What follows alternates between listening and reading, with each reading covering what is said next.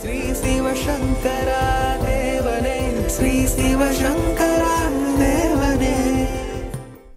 சங்கரம் சிவசங்கரம். Question from Kalyana Krishnan Ravishankar. கோயில் இல்லா ஊரில் குடியிருக்க வேண்டாம் என்பது முன்னோர் வாக்கு. ஊரில் வேறு கோயில் இல்லாவிட்டாலும் குளக்கரை, ஆற்றங்கரை, ஊர் சாவடி, முச்சந்தி என விநாயகர் கோயில் இருக்கும். சிவன், அம்பிகை போன்ற தெய்வங்கள் கருவறையில் இருந்தாலும் முதற்கடவுள் என்னும் அடிப்படையில் பரிவார தெய்வமாக இடம்பெற்றிருப்பவர் இவரே. பெரும்பாலும் விநாயகரை கன்னிமூலை என்னும் தென்மேற்கு திசையில் வைப்பது வழக்கம். அதனால் தெற்கு திசைக்கு விநாயகர் திசை என்ற பெயரும் உண்டு. வெயிலையும் மழையையும் பொருட்படுத்தாமல் நமக்காக எந்த இடத்திலும் குடியிருக்கும் இவரை மந்திர பிரதிஷ்டை இல்லாமலே வழிபடலாம் என்று ஆகம சாஸ்திரம் கூறுகிறது.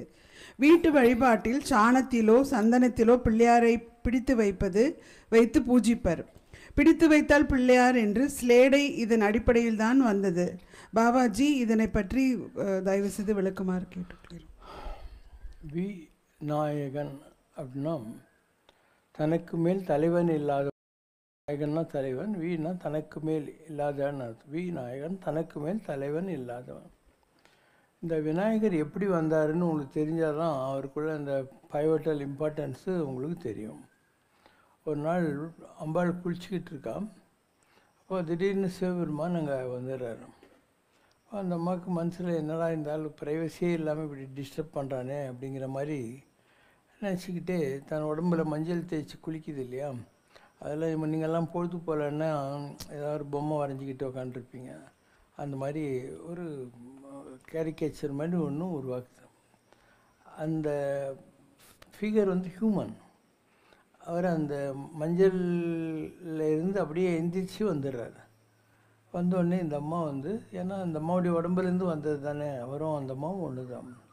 சக்தி சகிட கணபதின்றது அதனால்தான். அவருக்கு ஒரு ஆயுதத்தை கொடுத்து, நீ எனக்கு காவல் இருக்கணும், இனிமே யார் வந்தாலும் விடாத அப்படின்னு. ஸோ இவர் காவல் மாயிடுறார் பராசக்தி. அப்போது சிவபெருமான் வர்றார். வந்த உடனே இவரை புதுசாக பார்த்து உள்ளே போக முடியாது, எங்கள் அம்மா பர்மிஷன் இருந்தால் தான் கொடுப்பேன். சிவனுக்கு ஒரு ஃபன், நந்தியை அனுப்புகிறாரு. இவர் நந்தியை ஒரே அடிச்சு துரத்திடுறாரு. அதுக்கப்புறம் இது பெரிய ஃபைட் மாதிரி ஆகிப்போகுது. சிவன், விஷ்ணு, பிரம்மா, தேவர்கள், ஆண்கள்லாம் ஒரு சைடில். சக்திக்கு கோபம் வருது. அதனால் அவங்க பெண்கள் சக்திகள் எல்லாம் ஒரு பக்கம். ஸோ சிவசக்தி ஃபைட்டிங் மாதிரி இதை ஆரம்பிச்சிடுது. இப்போ பிள்ளையார் இருக்கார் இல்லையா, அவரை முன்பக்கத்தில் சிவன் சண்டை போட்டுக்கிற போது பேக் சைட்லேருந்து சக்கராயுதத்தினால் விஷ்ணு அவரை அழிச்சிடுறார், கழுத்தை வெட்டிடுறார். உடனே இன்னும் உக்கிரமான சண்டை ஆரம்பிச்சிது. என் பிள்ளைய உயிரோடு கொடுக்கலன்னா உங்களெல்லாம் ஒழிச்சிடுவேன்ட்டு. அப்போ அவங்க ஒரு காம்ப்ரமைஸாக எந்த வடகிழக்கு திசையில் எந்த தலை இருந்தாலும் தூக்கிடுவாங்க அப்படின்றாங்க. போனாக்கா ஒரு யானை தலை தான் இது, அதை கொண்டு வராங்க. இப்போ இந்த பாடி இருக்கு இல்லையா, பையன், அவனுக்கு தலைமையில் அந்த யானை முகத்தை வச்சிடுறாங்க. அது உயிரோடு எழுது. பார்வதி சத்தம் போடுறான், என் பிள்ளை எவ்வளோ அழகாக இருந்தான், அவனை இந்த மாதிரி யானையாட்டம் மாற்றிட்டீங்களேன்ட்டு. இப்போ தேவர்கள்லாம் சேர்ந்து அவரை ஒரு சிம்மாசனத்தில் உட்கார வைக்கிறாங்க. இதெல்லாம் ஒரு தெய்வ நாடகம். ஒரு ராட்சசன் இருக்கான், அவன் பேர் கஜமுகாசூரன். கஜம்னா யானை, யானை முகத்தோடு கூடிய அசுரன். அவனை அழிக்கிறதுக்கு ஒரு யானை தேவைப்படுது, அதனால தான் இந்த மாதிரி நாங்கள் ஒரு நாடகம் ஆடினோம் அப்படின்னு சொல்லி கஜமுகாசுரனை வதம் செய்வதற்காக இவர். இப்போ எல்லா தேவர்களும் என்ன பண்ணுறாங்க, எங்கள் சக்தியை நாங்கள் கொடுக்குறோம், எங்கள் சக்தியை நாங்கள் கொடுக்குறோன்னு எல்லாரும் கொஞ்சம் கொஞ்சம் கொடுக்குறாங்க. பிரம்மா, விஷ்ணு, சங்கரன் இவங்களும் அவங்களுடைய சக்தியை கொடுக்குறாங்க. கொடுத்துட்டு அவங்க சொல்கிறாங்க, இவர் முழு கடவுள், முதற்கடவுள். இனிமேல் எந்த பூஜை செய்கிறதா இருந்தாலும் இவருக்கு தான் முதல்ல பூஜை. சுக்லாம்பரம் விஷ்ணு தான். இதுக்கு நாங்கள்லாம் கட்டுப்படுறோன்னு சொல்லிட்டாங்க. இப்போ நீ ஒரு சிவ பூஜை பண்ணணும், விஷ்ணு பூஜை பண்ணணுன்னா அதுக்கு கூட அனுக் ஜெயின் பேர், பிள்ளையாரை கும்பிட்டாகணும். ஆனால் பிள்ளையாரை பூஜை பண்ணுறதுக்கு நீ யாரையுமே கூப்பிட தேவையில்லை, அவரை டைரெக்டாக கும்பிடலாம். இதுதான் அவருக்கு கிடைச்ச ஒரு இம்பார்ட்டன்ஸ். இவர் முதற் கடவுள் விநாயகன் தனக்கு மேல் தலைவன் இல்லாத ஒரு உயர்நிலையை இவர் அடைஞ்சார். அதுக்கப்புறம் அவர் அசுரவாதம் பண்ணார். அதுக்கு மேல் பல நிகழ்ச்சிகள் பிள்ளையாரை வைத்து இந்த உலகத்தில் வரும். ஸோ எந்த ஒரு தெய்வமாக இருந்தாலும் பிள்ளையாரை கும்பிடலன்னு சொன்னால் அவர் டிஸ்டர்ப் பண்ணுவார். அதனால தான் விக்னராஜன்னு பேர். விக்னங்களைன்னா தடைகளை உண்டாக்குகிறவன் அப்படின்னு அர்த்தம். சிவபெருமான் முப்புறத்தாதிகளை அழிக்கிறதுக்காக கிளம்புறாரு. ஆகாசத்தில் 3 பட்டணம் இருந்துச்சான். திரிபுராந்தகர்கள்னு அவங்களுக்கு பேர். அப்போ அவர் வந்த தேர் இல்லையா, அது அச்சு முறிஞ்சு போகுது, ஆக்சல் முறிஞ்சு போகுது. அது எந்த இடம் தெரியுமா? மதுராந்தகம் மேல்மருவத்தூர் பக்கத்தில் இருக்கிற அச்சிறுப்பாக்கம். அச்சு இருனா முறிந்த, பாக்கம்னா இடம்னு அர்த்தம். அப்போ சிவன் என்னடா நம்ம தேர் முறிஞ்சு போச்சுன்னு பார்த்தா பிள்ளையார் இடுப்பில் கை வச்சுன்னு ஆகாசில் சிரிக்கிறாராம். என்ன நீ பூஜை பண்ணாமல் வந்துட்டுல அப்படின்னு சொல்லி. இதே மாதிரி ஒரு நிகழ்ச்சி காஞ்சி மகாபெரியவர் சொல்லி நடந்திருக்கு. அதாவது கன்னியாகுமரியில் வைக்கிறதுக்காக ஒரு சிலையை ரெடி பண்ணி கொண்டு போகிறாங்க. அதை போகிற போது கரெக்டாக அச்சிறுப்பாக்கத்துக்கிட்ட வந்து அச்சு முறிஞ்சிச்சு. அப்போ பெரியவர் சிரிச்சுட்டு சொல்கிறார், இவனுக்கு இதே வேலையாக போச்சு. காலத்துலேயும் சிவனுடைய அச்சது பொடி செய்த அதிதீரை தான் இப்பயும் பாரு, இவனை கூப்பிடலன்னு சொன்ன உடனே அச்சம் முறிச்சிட்டான், அதுதான் அச்சிறுப்பாக்கம் சொல்லி அங்கே போய் அந்த அச்சிறுப்பாக்கத்தில் இருக்கிற பிள்ளையார் கோயிலில் ஒரு பூஜை பண்ணிட்டு போன உடனே அது கன்னியாகுமரி கொண்டு போய் அங்கே பிரஷ்டாச்சின்னு சொல்லுவாங்க. ராமேஸ்வரத்தில் பிரஷ்டாச்சின்னு சொல்லுவாங்க. அம்பாள் ஒரு தடவை அசுரர்கள் அழிக்கிறதுக்காக சண்டை போடுறான். அந்த அம்பாளுடைய லேடிஸ் சக்தி சைன்யம் இருக்கு இல்லையா, அதுங்கெல்லாம் மறுநாள் காத்தாலே எழமாட்டேனுது. அவன் சண்டையை நீ போட்டுக்கோ, நாங்களாம் ஏன் வரணும்னு சொல்லிட்டு போய் வடிவத்தில் இந்த மணியை திருட்டாருன்னு சொல்லி அவர் கெட்ட பேர் வருது. சூரியங்கிட்டிருந்து சத்யாஜித் என்ற அரசு சிறிது அந்த ஆகாசில் 4ஆம் பெறையோ 3ஆம் பெறையோ இருக்கு இல்லையா, அப்போது பிள்ளையாரை நினச்சிக்கல, கும்பிடலன்ற மாதிரி வருது. பிள்ளையாரை கும்பிட்றாரு. அதுக்கப்புறம் இவருக்கு தெரிஞ்சு போகுது அது ஜாம்பவானுடைய குகையில் அந்த மணி இருக்குன்னு அவர் எடுத்து கொடுத்து தன்னுடைய பேரை காப்பாற்றிக்கிறார். இப்படி நீங்கள் யாரை பாரு, முருகனை பாரு, அம்பாளை பாரு, சிவனை பாரு, பெருமாளை பாரு, எல்லாருமே பிள்ளையாரை கும்பிடலன்னு சொன்னால் அவர் எல்லாருக்கும் வந்து தொந்தரவு கொடுத்துக்கினே இருப்பார். இதுதான் விக்னங்களை உண்டாக்குகிறவன். அவரை பற்றி என்ன சொல்கிறாங்க? மூஷிக வாகன. மூஷிகம்னாக்கா வந்து எலி, அதை வாகனமாக கொண்டவன். அதுக்கப்புறம் மோதக ஹஸ்த, மோதகத்தை கையில் வைத்திருக்கிறவன். வாமன ரூப, குள்ள பையன். விக்ன விநாயக பாதநமஸ்து, விக்னங்களை போக்கக்கூடிய விநாயகா உன்னுடைய பாதங்களை நான் நமஸ்கரிக்கிறேன் அப்படின்னு அர்த்தம். அதனால் இந்த கேள்வி என்ன சொல்லுது? பிள்ளையாரை நம்ம எங்கே வேணால் வச்சு பூஜை பண்ணிடலாம், ஆனால் மற்ற கடவுளெல்லாம் வச்சு பூஜை பண்ணுறதுக்கு நம்ம யாகம் வளர்த்து பூஜை பண்ணி ஆகமம் செஞ்சு பரிசு பண்ணணும். இந்த பிள்ளையாருக்கு மாத்திரம் எந்த ஒரு ரூல்ஸும் கிடையாது. நீ கூட நாளைக்கு காத்தால ஒரு இதில் கொண்டு போய் வச்சிடலாம், சாணியில் பிடிச்சி வைக்கலாம், மஞ்சளில் பிடிச்சி வைக்கலாம், ஒரு கல்லை கொண்டு போய் நீ ஒரு மரத்தடியில் வச்சிடலாம், அது அப்படியே கோயில் ஆகிடும். இதுக்கு ஒரு பெரிய சகிப்புத்தன்மை வேணும். பிள்ளையாரை மரத்தடியில் பாட்டு தோப்பு கரணம் போட்டு இருக்கான்.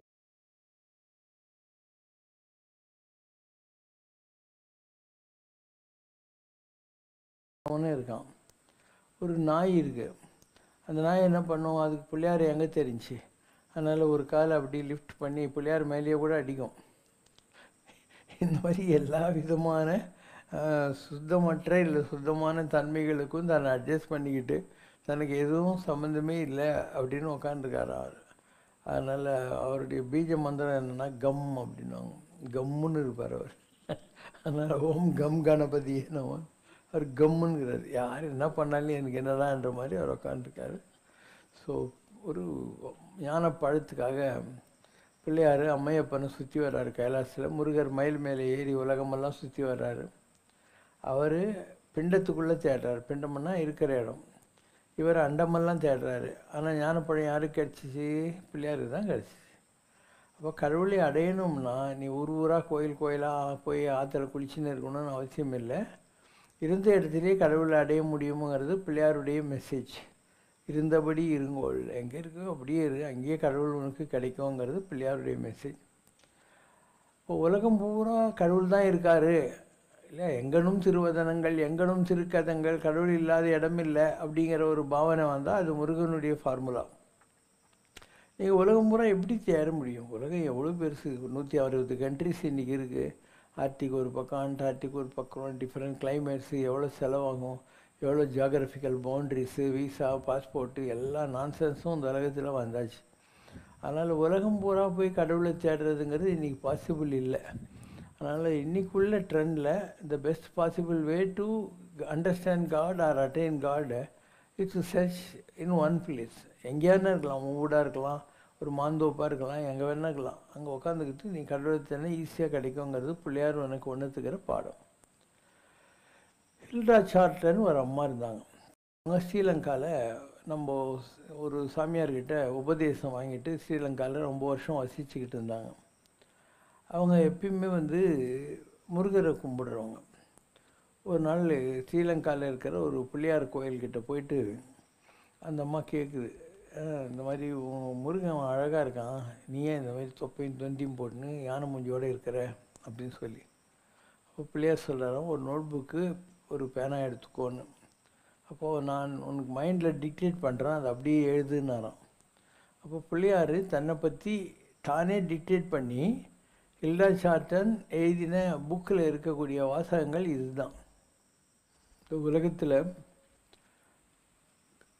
மக்களெல்லாம் ஒரு காட்டு மிராண்டிகளாக ஒரு ட்ரைபலில் இருந்த காலத்தில் கடவுள் அவங்களுக்காக வந்த வடிவங்கள் தான் இந்த மாதிரி மிருக வடிவத்தில் வர்றது. சிங்கம் மூஞ்சி, யானை மூஞ்சி, இந்த மாதிரிலாம் வர்றாங்க இல்லையா, ஜாம்புவான், கரடி, இதெல்லாம் எதுக்காக வர்றாங்க? ஜனங்க எப்படி இருந்தாங்களோ அதே மாதிரி தான் கடவுள்களும் வருவாங்க. அப்படி தான் நாங்கள்லாம் வந்தோம்.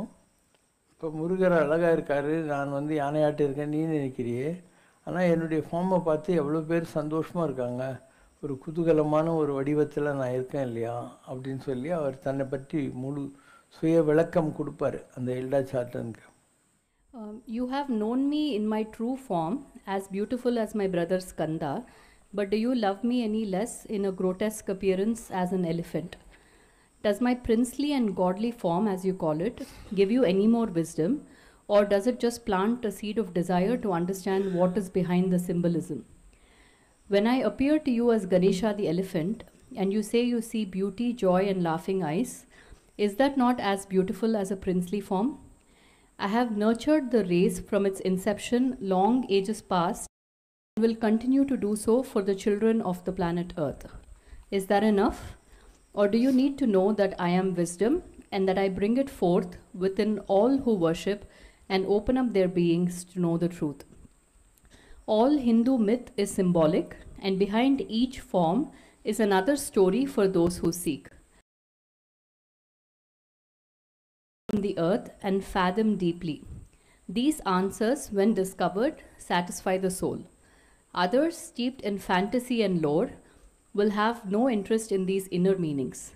The outward appearance is enough for them. They wend their way from life to life, never digging deep into the mystery of the self to find the diamond hidden there. To those of my children who have lived eternally in the light, I am a prince. I am divinity. It is true. I took the elephant form to teach, awaken, and stir the cells of the brain in those who dwelt upon this earth so long ago, who were swallowed by the flooding waters and sank below. Again, in another age, they took form to start the upward climb to knowledge, just emerging from the animal state, this everlasting wending upward from dust of earthly life. Could I, as Son of God, have helped that race with words not understood when all that they could comprehend was to strive and live from dawn to dusk? The evolution of man has been slow but sure. Time is not. It is a fragmentation of the mind. I saw a quick transition from Ganesha's serene face as an elephant back to a princely face like Skanda's, and back and forth again and again from one face to another. Ganesha continued, the two forms I just revealed are both true. Both are real to those who know I am a princely form. To others, I am Ganesha the elephant. I am the intelligence, the word of truth that starts the upward climb. As it has been said, in the beginning was the word, and the beginning was intelligence. So my trunk forms the letter in Hindu scripture that represents Om, the word or sound of thought. Okay. ஓங்கார துட்பொருள் என்னவாங்க. அப்போ முதல்ல இருந்தது என்ன? Bible, according to Bible முதலில் வார்த்தை இருந்தது, அதுவே ஆண்டவனாக இருந்தது. தட் வார்த்தை இஸ் ஓம். அந்த ஓமினுடைய சவுண்ட் ஃபார்ம் இருக்கு இல்லையா, அதுதான் பிள்ளையார். அதனுடைய ஒளி வடிவம், லுமினஸ் ஃபார்ம், கண்ணுக்கு தெரிகிற ஒளி வடிவம், அதுதான் முருகர்னு சொல்லக்கூடியது. அப்போ எப்படி ஒரே 2 பக்கம் இருக்கோ பூவா தலையா மாதிரி, அதில் ஒரு பக்கம் பிள்ளையார், ஒரு பக்கம் முருகர். இது சைவத்தில். வைஷ்ணவத்தில் ஒரு பக்கம் Narasimhar is equal to Pillaiyar, ஒரு பக்கம் Sudarshanar is equal to Murugar. ஆனால் இதே தான் அது, அதே தான் இது. உலகத்தில் 2வது விஷயம் கிடையாது. அண்டு ஔவையார் இருக்காங்க, அவங்க பிள்ளையாரை தான் நம்பின்னு உட்காந்துருந்தாங்க. சின்ன வயசுலேயே எனக்கு கேள்வி மாதிரி பண்ணிவிடு, எனக்கு இந்த உலகத்தில் இருக்கிறவங்களாம் என்னை ஒரு பொண்ணாக பார்த்தா எனக்கு பிடிக்காது அப்படின்னு. அது மாதிரி பண்ணுறது வழக்கம் தான். மாயம்மா இருந்தாங்க கன்னியாகுமரியில். அவங்க எந்த ஊர் என்னன்னு யாருக்கும் தெரியாது. தேருக்கு அடியில் போய் ஒரு நைட் படுத்துன்னுக்கிற போது ஒரு ஆள் அலறின்னு வெளியே வந்து விட்றான். ஏன்னா அவன் போய் இந்த அம்மா யாரோ பிச்சைக்காரின்னு நினச்சி கொஞ்சம் சில்மிஷம் பண்ண முயற்சி செஞ்சுருக்கான். அப்போ அப்படியே அலறி அடிச்சுன்னு ஷாக் அடிச்ச மாதிரி வந்து விழுந்துருக்கான். அதுக்கு முன்ன வரைக்கும் ஒரு யங் லேடியாக இருந்தால் அந்த அம்மா மறுநாள்லேருந்து தன்னை அப்படியே உடம்பெல்லாம் சுருங்கி போய் உடம்பெல்லாம் சுருங்கி ரொம்ப வயசான கிளம்ப மாதிரி மாற்றிக்கிச்சு. ஏன் அந்த அம்மா அப்படி மாற்றிக்கிச்சு? நம்மளை பார்த்து ஒருத்தனுக்கு ஏன் கஷ்டம் வரணும்? இல்லை அவன் மேலே தப்பு சொல்ல முடியாது, இல்லை உலகம் அப்படி தான் இருக்குது. அந்த மாதிரி ஔவையார் தன்னை கேள்வியாக மாற்ற சொல்லிட்டான். அதுக்கப்புறம் சுந்தரமூர்த்தி நாயனார் வெள்ளை யானையில் கைலாசத்துக்கு போயிட்டுருக்கார். அவர் ஃப்ரெண்டு சேரமான் பெருமான் நாயனார் குதிரை மேலே ஏறி போயிட்டே இருக்கிறார். இந்த அம்மா பூஜை பண்ணிகிட்டே இருக்குது. பிள்ளையாரே அவங்கெல்லாம் போகிறாங்க கைலாசத்துக்குன்னு, நீ உன் பூஜை ஒழுங்காக பண்ணுன்னு நம்ம பண்ணி முடிக்குது. அவங்க 2 பேர் போகிறதுக்கு முன்னே தூக்கி கைலாசத்துக்கு கேட்டுக்கிட்டு போட்டுறாரு ஔவையாரை. இப்படியெல்லாம் பலருடைய வாழ்க்கையில் வந்து பிள்ளையார் தன்னை நம்பியவர்களை வந்து ரொம்ப இது பண்ணியிருக்காரு, க்ளோரிஃபை பண்ணியிருக்காரு. ஸோ ஞானத்தையும் கொடுத்து, எப்படி முருகர் வந்து ஔவையாருக்கு ஞானத்தை கொடுக்குறாரு, சுட்ட பழம் சுடாத பழம், அந்த மாதிரி ஞானத்தையும் கொடுக்குறாரு. இது வரைக்கும் உங்களுக்கு பிள்ளையார் பற்றி ஓரளவு சொல்லிவிட்டோம். நம்ம இதில் பலவிதமான பிள்ளையார் இருக்குது. அதாவது 9 வகையான பிள்ளையார் சொல்லுவாங்க. சிங்கத்து மேலே உட்காந்துருக்கிற மாதிரி, அது மாதிரி, இது மாதிரிலாம். அதெல்லாம் ஓகே. பட் நிஜமான பிள்ளையார் எப்படி இருப்பார்னு சொன்னால், தேங்காய் குடுமி இல்லை, தேங்காய் அது மேலே ஒரு கலசத்தில் தேங்காய் குடுமி வச்சு அப்படி இருக்கும், அந்த மாதிரி இருக்கும் அவருடைய ஃபேஸ். அவருக்கு 2 ஓம் இருக்கும். வயிற்றில் ஒரு ஓம் இருக்கும், ஃபேஸ் கிட்ட ஒரு ஓம் இருக்கும். ஸோ 2 ஓம் சேர்ந்து மயில் மேலே உட்காந்துட்டு இருக்கிற ஃபார்ம் இல்லையா, அதுதான் பிள்ளையாருடைய உண்மையான வடிவம். நீ கோயிலில் பார்க்குற யானை வடிவம், மற்றபடி விதவிதமாக பார்க்குற வடிவங்கள் எல்லாம் பிள்ளையார் கிடையாது. அவருடைய ஒரிஜினல் ஃபார்ம் தேங்காய் குடுமி. அதனால தான் நீங்கள் வீட்டில் பிள்ளையார் பூஜை சுக்லாம்பரதம் பண்ணுற போது ஒரு கலசத்தில் தேங்காய் வைக்கிறீங்க. ஏன்னா அந்த தேங்காய் தான் பிள்ளையாருடைய ரியல் ஃபார்ம்னு சொல்லக்கூடியது. இது வரைக்கும் வந்துச்சா? இங்கே குடியாத்தத்தில் ஒரு ஆள் இருந்தார். அவர்கிட்ட சகாதேவ நாடின்னு ஒன்று இருந்துச்சு. சகாதேவன் உங்களுக்கு தெரியும், மகாபாரதத்தில் ஜோசியத்தில் பெரிய கில்லாடி. ஒரு ஸ்டூடெண்ட்டு, நான் ஜெயின் காலேஜில் ஈவினிங் காலேஜில் டீச் பண்ணியிருந்த போது அவங்க அப்பா ரயில்வேயில் வேலை செய்கிறாருன்னு சீசன் டிக்கெட் வாங்கி வந்துருந்தான். அவன் சொன்னான், எங்கள் ஊர் குடியாத்தத்தில் ஒரு ஆள் ஓலை வச்சுருக்கார் சார், உங்களுக்கு ஜாதகம் கொடுங்கன்னு வாங்கிட்டு போனான். அப்போ நான் அண்ணா நகரில் இருந்தேன். அதுக்கப்புறம் நான் மறந்துட்டேன், ஏன்னா ரொம்ப நாள் ஆச்சு. அவனும் என்னை கண்டுக்கலை, நானும் கண்டுக்கலை. ஒரு நாள் திடீர்னு எடுத்துன்னு வந்தான், அந்த நோட் புக் எழுதி கொண்டாந்தான் சகாதேவ நாடியில். ஸோ அதில் வருது, சகாதேவ நாடியில் வர்ற பேசிக் பாயிண்ட் படிக்க சொல்கிறேன். வகுத்திடவே இன்னவனும் நாமாச்சார் நவிலும் கால் சைவ நிலையோடு சங்கரி மணாளன் ஒட்டி ஆகிட ஆவியதும் அறிவிக்க அந்நாள் மாலவன் பொருந்திட்ட முதன்மை அவதாரமாகி முறை நலமே சுராரி ராசியொட்டி சுருதிப்படி பிறந்திட்டான். ஒரு ஜாதகம், சுருதினா வேதங்கள், வேதங்கள் சொல்லுகிற மாதிரி எப்படி பிறந்தாருன்னு சொன்னோம். சிவசக்தி ஆண்டு மாலவன், சிவனும் அம்பாளும் பெருமாளும் இந்த 3 சேர்ந்த அவதாரமாக இவர் உலகத்தில் பிறந்தார். யார்? சிவசங்கர் பாபா. பிறந்திடவே பெரும் பலன் உற இன்னவனும் அந்நாள் ஆண்டுச்சார் அருள் நலக்க சாற்றிடும் பூரணமோடு பொருந்திடும் ஆதாரி ஒட்டி ஆகிட கோதிங்கள் மறுவிடும் பட்ச வைகை வெள்ளி வாரம் விளங்கிட்டான். சர்வதாரி வருஷம் வெள்ளிக்கிழமை இவர் பிறந்தார்.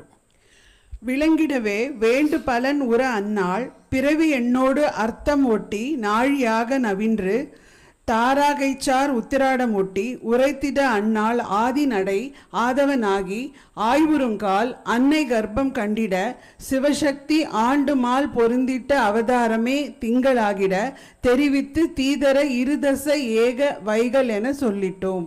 தாயுடைய கர்ப்பத்திலேயே இவர் அந்த மாதிரி தான் பிறந்தார், ஒரு அவதாரமாக பிறந்தார்.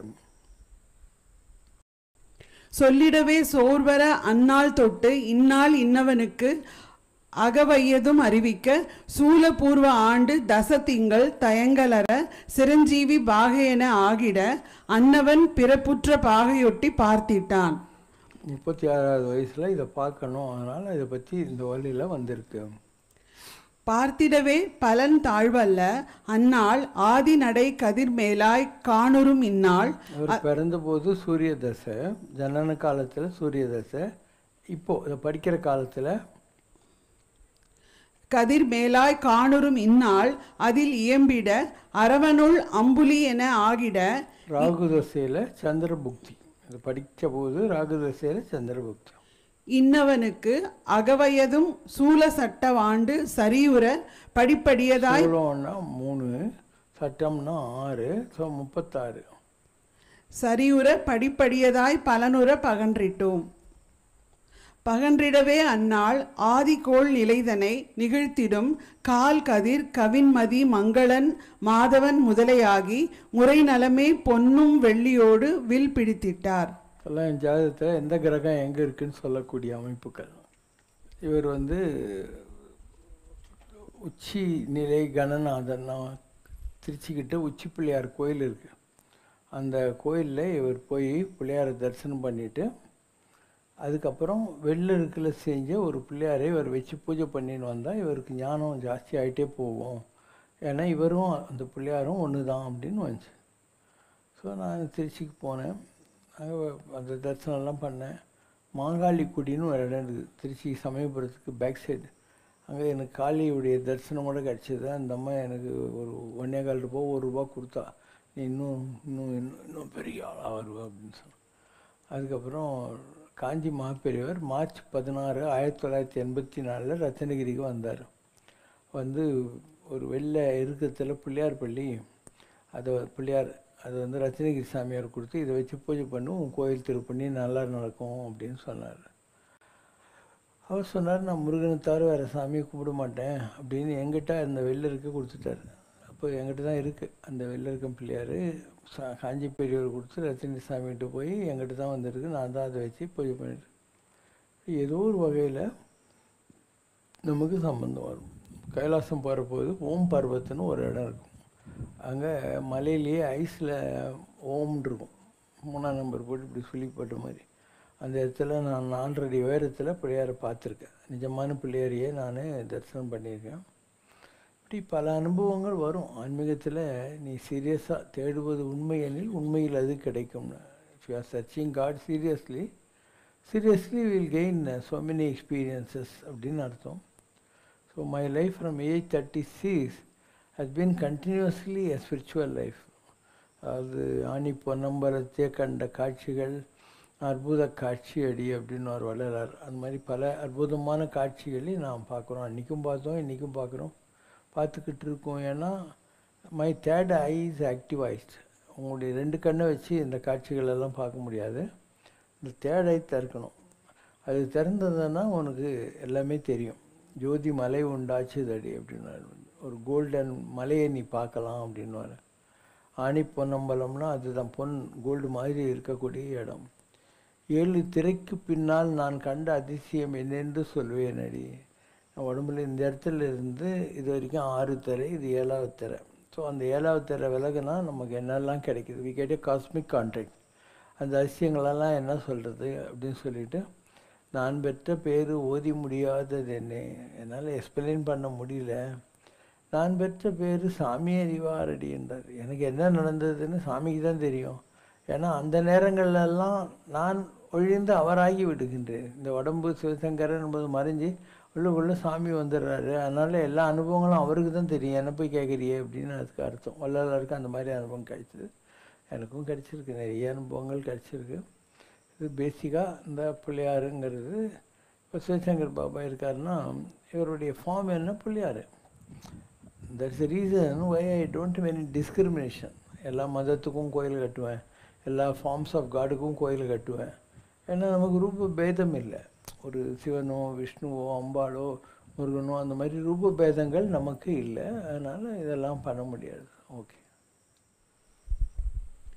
மத ரீதியாக குறிப்பாக கோயில்களில் தண்டம் சாற்றுவது என்பது இறைவனுக்கு மரியாதை செலுத்தும் ஒரு சடங்காக கருதப்படுகிறது. பக்தர்கள் இறைவனுக்கு முன்பாக தண்டம் போல் தரையில் விழுந்து வணங்குவதை குறிக்கிறது. பாபாஜி இதை பற்றி விளக்குங்கள். பெண்கள் மார்பு தரையில் படக்கூடாது. அதனால் அவங்க என்ன பண்ணுவாங்க, ராகவேந்திர மந்திராலயம் மாதிரி இடத்துக்கு போனால் 8 திக்கில் சும்மா அப்படியே இப்படி முட்டி மாதிரி போட்டு இப்படி இப்படி கும்பிட்டுக்கினே போவாங்க. ஏன்னா யாராக இருந்தால் இந்த உலகத்தில் மார்பகங்கள் என்பது பராசக்தியினுடைய அம்சம். அதனால் அது தரையில் படக்கூடாது அப்படின்னு அர்த்தம் இருக்குது. அதே மாதிரி யாராவது கழுத்தில் இந்த சாமியுடைய லிங்கம் அதெல்லாம் போட்டுருந்தால் அவங்க தரையில் படக்கூடாது. ஏன்னா அவங்க விழுந்து கும்பிடுற போது அந்த லிங்கமும் கீழே விழுந்து கும்பிடுதுன்ற மாதிரி. கிருபானந்த வாரியார் ஒரு தடவை காஞ்சி மகாபெரியவரை பார்க்க போகிற போது 4-5 ஆள் அனுப்பிச்சு அவரை விழுந்து கும்பிட வேணாம்னு சொல்லுங்கன்னு பரமாச்சார ஆள் அனுப்பிச்சுன்னு இருக்கார். அவர் வந்து விழுந்துட்டார் துபுக்குன்னு. அப்போது பரமாச்சாரியார் நம்மளுக்கு சொல்லலையா அவ்வளோ வேண்டான்னு சொல்லிட்டு அப்படின்னு. ஏங்க நான் அவ்வளோ பாவப்பட்டவனா, நான் உங்களை சேவிக்கக்கூடாதான்னு வாரியார் கேட்குறாரு. நீ விழுந்து செய்கிறதுல எனக்கு ப்ராப்ளம் இல்லை, உன் கழுத்தில் கட்டின்ட்டுருக்கியே அந்த லிங்கம் என்னை கும்பிட்டா எனக்கு அபச்சாரமாயிடும் அப்படின்ட்டு அவர் விளக்கம் சொல்லியிருக்கார். அதனால் அது 2வது. மற்றவங்க கும்பிடலாம். அஷ்டாங்கம்னு சொல்லுவாங்க. தலையிலேருந்து கால் வரைக்கும் தன்னுடைய உடம்பு இந்த பூமியில் விழுந்து நம்மளோட பெரியவங்களை பார்த்து கும்பிடலாம் அப்படின்னு அர்த்தம். கும்பிடுற போது என்ன ஆகும், நீ யாரை கும்பிட்றியோ அந்த ஆள் உன்னை விட வயசில் பெரியவர் இல்லை சாமி அப்படி இருக்குன்னா அவருடைய கால் பூமியில் இருக்கும். அவர் கால்கிட்ட உன்னுடைய தலை இருக்கும். உனக்கு இந்த இடத்துல நார்த் போல் இருக்குது, அவருடைய காலில் சவுத் போல் இருக்குது. அப்போ என்ன அர்த்தம், opposite poles attract, energy flows from higher level to lower level. இப்போ உன்னுடைய நார்த் போலும் அவர் காலில் இருக்கிற சவுத் போலும் ஒன்றுக்கு ஒன்று அட்ராக்ட் ஆகுது. அவர் உன்னோட அறிவிலும் வயசுலேயும் பெரியவர். ஆனால் அவருடைய பாதத்தில் இருந்து உனக்கு அந்த எனர்ஜி கிடைக்கிது. அதனால தான் காலில் விடுறதுன்றதுக்கு அவ்வளோ ஒரு மரியாதை இருக்குது. இதெல்லாம் ஜனங்களுக்கு தெரியாது. நிஜமான பக்தி இருக்கிறவன் தன்னை வெளிப்படுத்திக்கணும்னு நினைக்க மாட்டான். அவன் உள்ளுக்குள்ளே சாமி கும்பிட்றது அவனுக்கு தெரியாதா என்ன? இன்னொருத்தர் நம்மளை பக்தன் மதிக்கணுன்னா தான் இல்லாத பட்டை கொட்டை மொட்டை ஊர்வலத்தில் எல்லோரும் ருத்ராட்சம் போட்டுட்டு கையில் காலெல்லாம் ரிங்கெல்லாம் போட்டுட்டு எல்லாம் பண்ணிக்கிட்டு உட்காந்துருப்பாங்க. இதெல்லாம் வேஷமே தவிர அதில் விஷயம் இல்லை. துறவார் துறந்தார் போல் நடிப்பார் வஞ்சித்து வாழ்வாரின் வன்கணாளர் இல்லை. அவங்க எதையும் துறக்கலை, திறந்த மாதிரி நடிக்கிறாங்க. இந்த மாதிரி ஃப்ராடுங்க உலகத்தில் இவங்களை விட மோசமானவங்க யாரும் இல்லை அப்படின்னு அர்த்தம். வஞ்ச மனத்தான் படித்து ஒழுக்க கோள்கள் 5 நகுங்கிறார். இப்படி ஃப்ராட் பண்ணி சுற்றுன்னு இருக்கிறவனுடைய இன்னர் பிளிஸ் இந்த கேரக்டரை பார்த்து அவனுக்குள்ள இருக்கிற மெய் வாய் கண்முக்கு செவி இல்லையா பஞ்சபூதங்களெல்லாம் கைகொடி சிரிக்குமா, ஏன்டா இப்படிலாம் ஃப்ராட் பண்ணின்னு இருக்கேன்னு சொல்லி. அதனால் நிறைய பேரை நீங்கள் பார்க்கலாம். பெரியவர் போன்றவர்கள் ஏமாந்து போகிறதில்லைன்னு வச்சுக்கோ. ஒரு நேரம் எல்லோரும் லைனில் நின்றுக்கிட்டே இருக்காங்க. நான் சொல்கிற மாதிரியான பணக்காரங்க எல்லோரும் ஆப்பிள் கூட ஆரஞ்சு கூட பூக்கூடையோடு அப்படியே நிற்கிறாங்க. பரமாச்சாரியார் ஒரு ஆள்கிட்ட போய் இந்த லைனில் ஒருத்தன் நிற்கிறான். அவன் வந்து மாருதி ராவோ அவன் பேர், அவனை கூப்பிட்டுன்னு வா அப்படின்னு. அவனும் அவன் ஒய்ஃபும் வராங்க. அவங்க 2 பேரையும் 2 சேர் போட்டு உட்கார சொல்லி பணக்காரங்கிட்ட நீங்கள் கொண்டு வந்துருக்கிறதெல்லாம் அவங்கக்கிட்ட கொடுங்கன்றார். அந்த பழம் பூ அதெல்லாம் கொடுத்த உடனே அவங்க காலில் விழுந்து கும்பிடுறாங்க. உள்ளே நம்ம தளிகை பண்ணி வச்சுருப்போம். இவங்க 2 பேரையும் கொண்டு போய் முதல்ல சாப்பாடு போட்டு கூட்டுண்டு வா அப்படிங்கிறாங்க. அவங்க சாப்பாடு போட்டு கூட்டுட்டு வராங்க இவங்க 2 பேரையும். அப்போது பரமாச்சாரியார் சொல்கிறாராம், இவங்க 2 பேர் யார் தெரியுமா? தஞ்சாவூரில் சரபோஜி ராஜா கிட்ட ஒரு பெரிய திவான் இருந்தார், அவருடைய பையன் இவன்.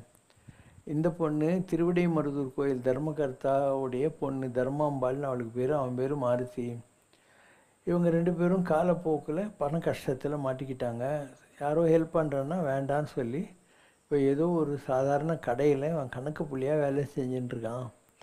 இந்த மாதிரி இருக்கிறவங்களெல்லாம் நீங்கள் ஆதரிக்கணும். அதுதான் வந்து பாரம்பரியமாக கடவுளுக்கு தொண்டு செஞ்ச குடும்பங்களுக்கு நீங்கள் செய்கிற நல்லது அப்படின்னு பரமாச்சாரியார் சொன்னார் அப்படின்னு ஒரு இன்சிடென்ட் கூட இருக்குது. அதனால் இன்றைக்கி நிறைய பேர் வந்து இப்போது இதே மாதிரி இவர் வாழ்க்கையில் நடந்திருக்கு. ஞானானந்தகிரி சாமி இருக்கார் இல்லையா, அவருடைய வாழ்க்கையில் நடந்திருக்கு. ஒரு ஆள் வர்றான், வந்து என் பொண்ணுக்கு கல்யாணம், என்கிட்ட ஒரு குந்துமணி கூட கோல்டு கிடையாது, பையன் வீட்டுக்காரங்களில் வந்து பணம் கேட்குறாங்க, நகை கேட்குறாங்க அப்படின்னு. சரி தங்கு, ஒரு 2 நாளைக்கு தங்கு அப்படின்றாரு. யார்? ஞானானந்தகிரி சாமி. அப்போது ஒரு லாரி வந்து நிற்கிறது. 2 நாள் கழிச்சு அதுலேருந்து ஒரு மிராஸ்தார் இறங்குறார். இறங்கி இந்த மாதிரி வயலில் ஏகபோகம், அதனால் உங்களுக்கு கொடுக்கணும்னு சொல்லி ஒரு லாரி நிறைய நான் நெல் கொண்டாந்துருக்கேன் அப்படின்னு. இவர் நான் வந்து பார்த்துட்டு தான் வாங்குவேன்னு அது போய் அதை எடுத்து இப்படி பண்ணுறாரு. அதுலேருந்து அப்படியே ரத்தம் கொட்டுது கொஞ்சம். ஐயோ, நான் நல்லா காய போட்டு இல்லை சுத்தம் பண்ணி தானே கொண்டு வந்தேன்னு.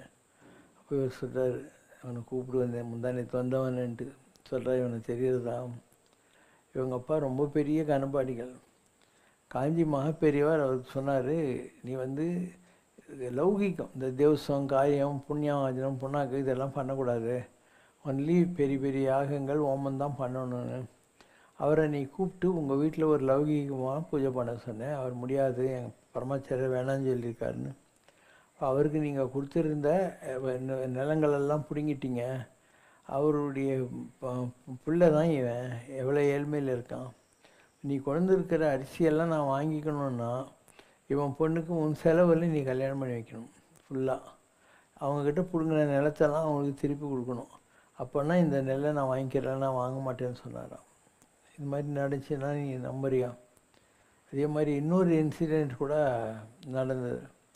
காஞ்சி பெரியவர்கிட்ட திருவிடை மருதூர் மகாலிங்கம் கோயிலில் ஒரு ஏகாதச ருத்ர யாகம் பண்ணினோம் அப்படின்ட்டு ஒரு ஆள் வரான், வந்து பிரசாதத்தை வைக்கிறான். இவர் அதை தொட்டு பார்த்துட்டு ஷாக் அடித்த மாதிரி உட்காந்துக்கிறார்.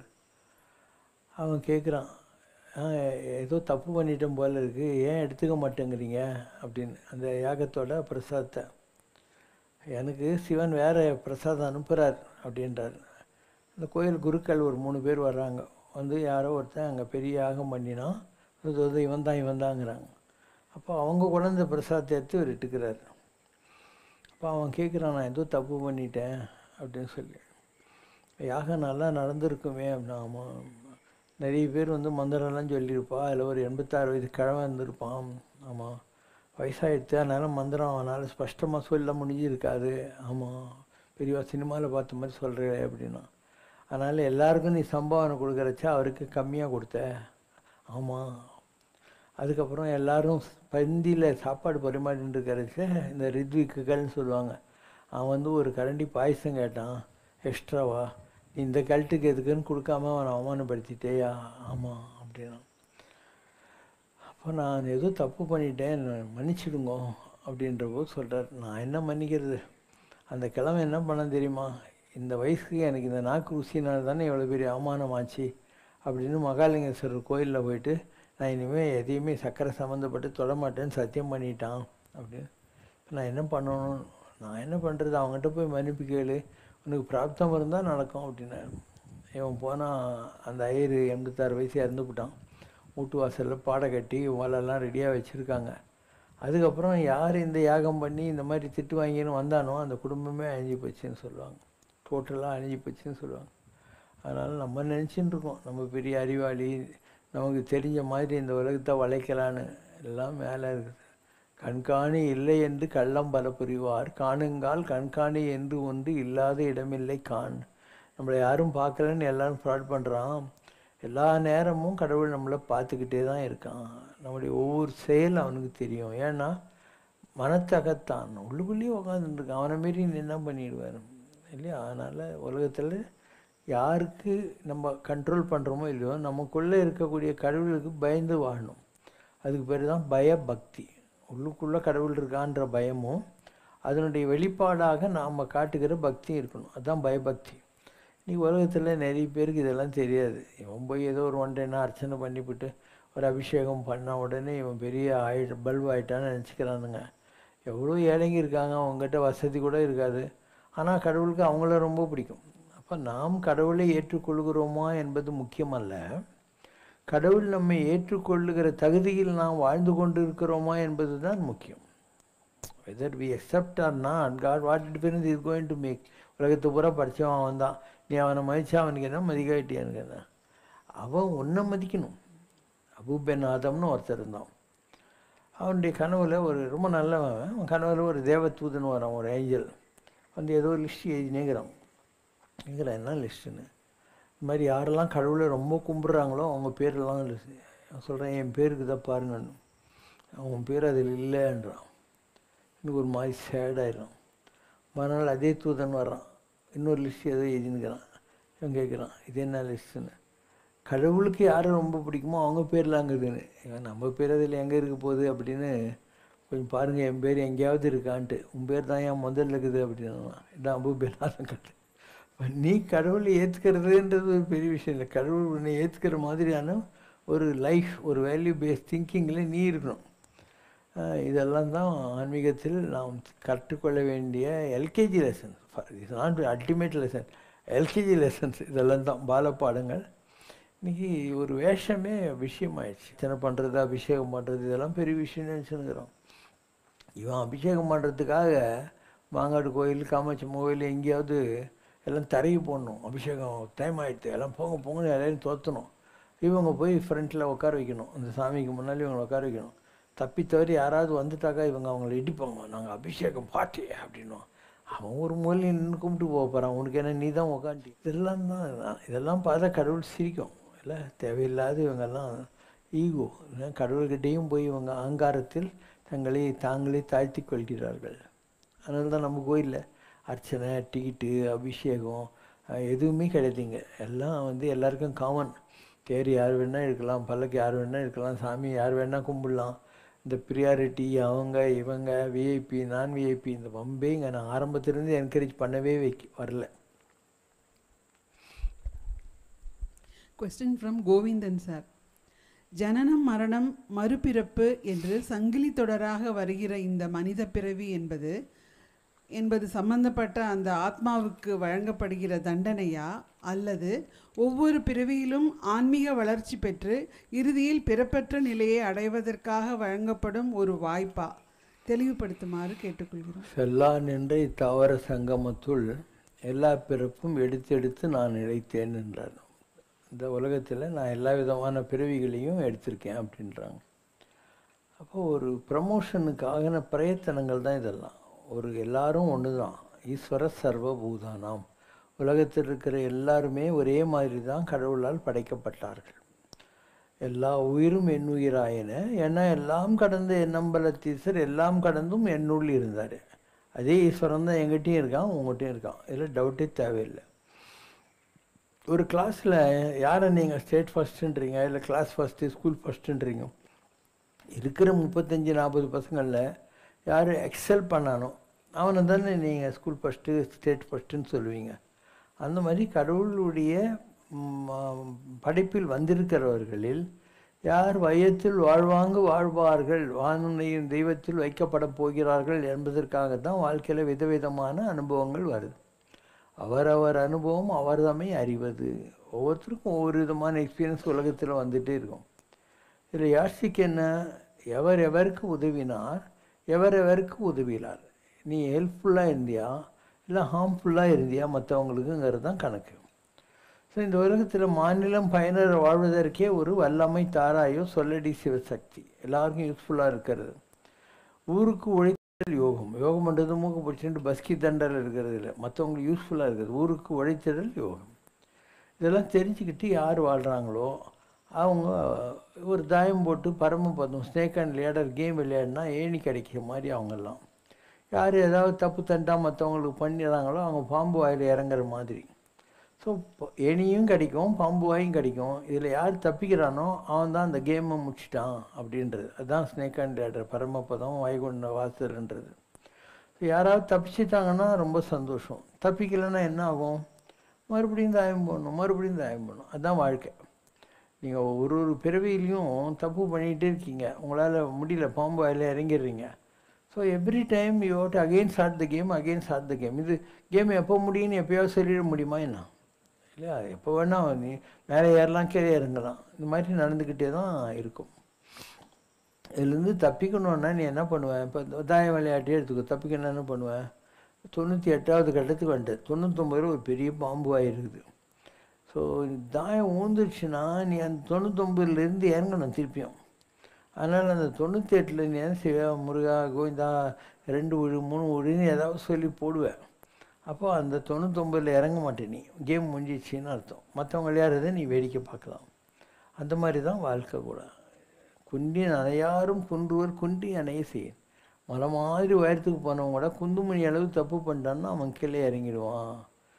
தலையில் இருக்கிற வரைக்கும் ஷாம்பு, கண்டிஷ்னரு, கலரு எல்லாம் போடுறோம். முடி கீழே வந்துச்சுன்னா தொடப்பத்தில் பெருக்கிடுறோம். தலையின் இழிந்த மயிரணையர் மாந்தர்தம் நிலையின் இழிந்த கடை. தங்கள் நிலையை விட்டு இறங்கிட்டாங்கன்னாக்கா அவங்க தலையிலேருந்து உழுந்த முடி மாதிரி தான் அவங்க கூட அப்படின்னு அர்த்தம். ஸோ கடவுள் எல்லாரையும் ஒரு மாதிரி தான் படைக்கிறாரு. இது ஒரு கேமு.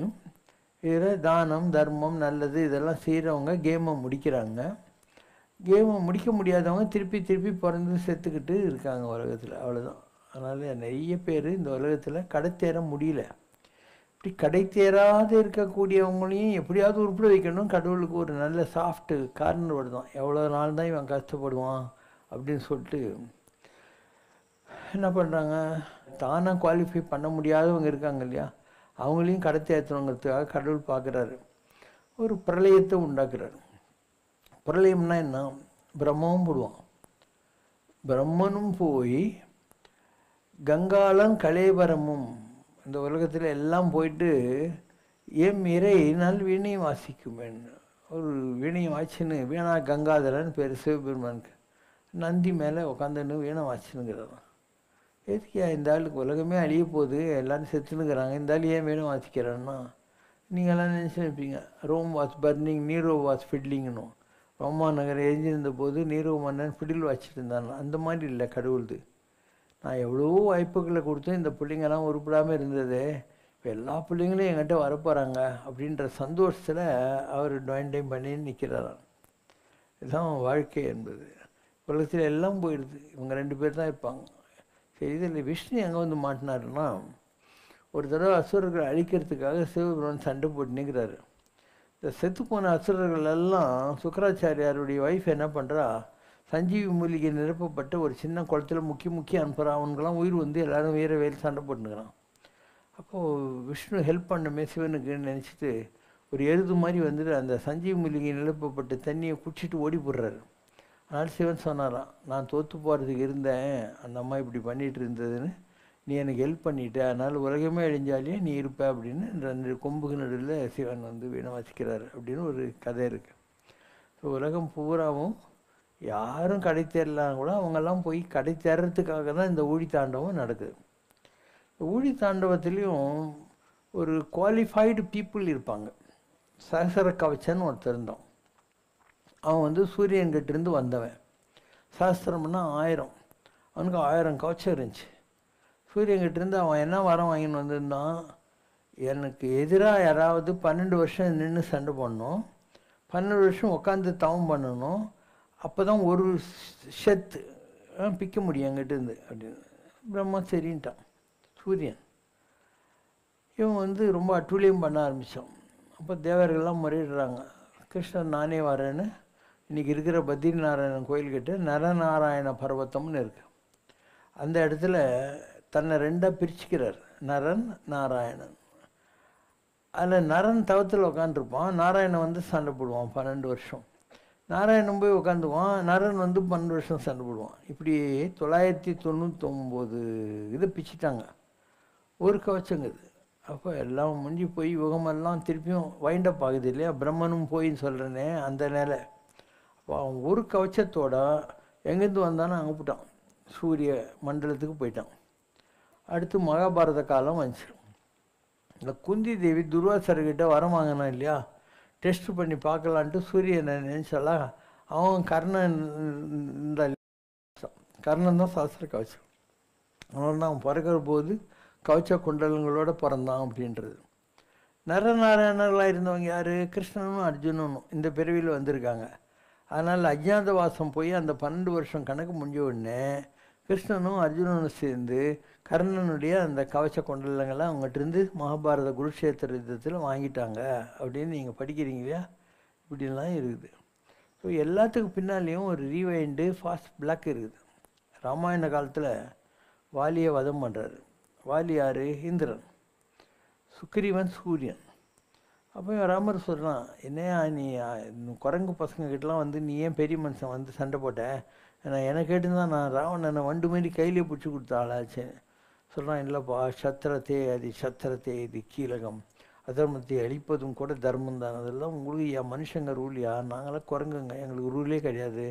பாரு, அவன் பொண்டாட்டி கொண்டாந்து நான் வச்சுன்னுக்கிறேன். இப்போ நான் செத்த பின்னால அவள் திருப்பி அவங்ககிட்ட குரங்குகளுக்கு ஏதியா ரூல் அப்படின்னு சொல்லி அப்போது சொல்கிறார், சரி அடுத்த பிறவியில் நீ என்னை அடிச்சுட்டு கணக்கு சரியாக போயிடும். அப்போது வாலியாக இருந்தவன் கிருஷ்ணாவதார காலத்தில் ஜரா என்ற வேடனாக வரான். ராமனாக இருந்தாலும் கிருஷ்ணராக வராரு. இப்போ எப்படி இவர் 7 மரத்துக்கு பின்னால் இருந்து அவனை அடித்தாரோ அந்த மாதிரி அவன் எங்கேருந்தோ பார்த்து மானோட மூஞ்சின்னு நினச்சி அம்பு விடுறான். கிருஷ்ணர் இறந்து போயிடுறாரு. அப்போ அந்த கணக்கு சரியாக போச்சா? ராமாவதாரத்தை நிறைவேறாத கணக்கு இந்த பிரிவில் சரியாகுது. அப்படி இந்த உலகத்தில் நடக்கிற எல்லா விஷயத்துக்கும் ஒரு ஃபாஸ்ட் இருக்குது, ஒரு ப்ரெசண்ட் இருக்குது, ரீவைண்ட் இருக்குது, ஃபாஸ்ட் ஃபார்வர்டு இருக்குது, ரீப்ளே இருக்குது. அதனால் நம்ம யாருமே புதுசு கிடையாது.